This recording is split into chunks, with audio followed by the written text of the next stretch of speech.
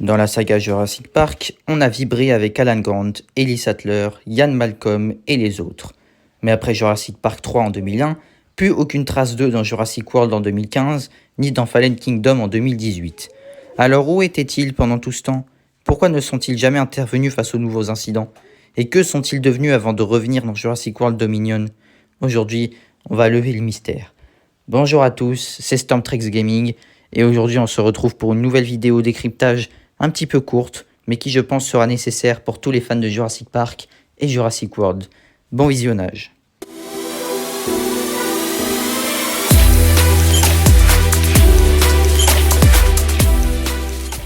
Alan Grant, le célèbre paléontologue qu'on suit dans Jurassic Park et Jurassic Park 3, s'est éloigné de tout ce qui concerne les dinosaures recréés. Traumatisé par ses expériences sur Isla Nublar et Isla Sorna, il a préféré retourner à ce qu'il sait faire de mieux, fouiller les terres du Montana à la recherche de fossiles.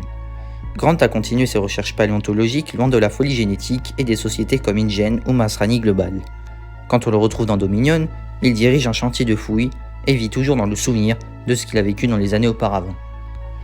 De son côté, Ellie Sattler a également tourné la page. Après les événements de Jurassic Park, elle a quitté le monde de la paléontologie pour se consacrer à la protection de l'environnement et à l'écologie. Elle a fondé une famille et s'est installée loin de tout ce qui touche aux dinosaures génétiquement modifiés. Mais la découverte d'une nouvelle menace environnementale, des sauterelles géantes génétiquement modifiées, va la ramener dans cette histoire dans Dominion. C'est elle qui décide de reprendre contact avec Alan Grant pour enquêter sur ce complot. Enfin, Ian Malcolm, toujours aussi cynique et provocateur, est resté dans la sphère publique après ses mésaventures sur Isla Nublar et Isla Sorna. Il a continué à alerter le monde sur les dangers de la manipulation génétique et des dinosaures recréés.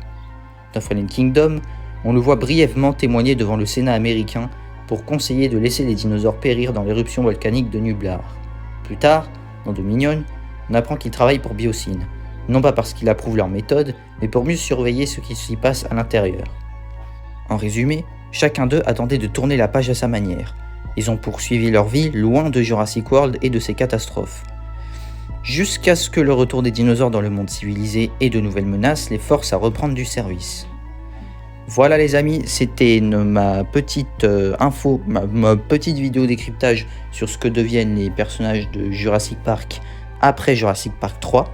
Donc si vous avez d'autres idées de vidéos comme d'habitude, vous me le dites en commentaire, vous likez, vous vous abonnez si ce n'est pas encore fait. Et puis moi je vous dis à plus pour une prochaine vidéo. Allez, ciao!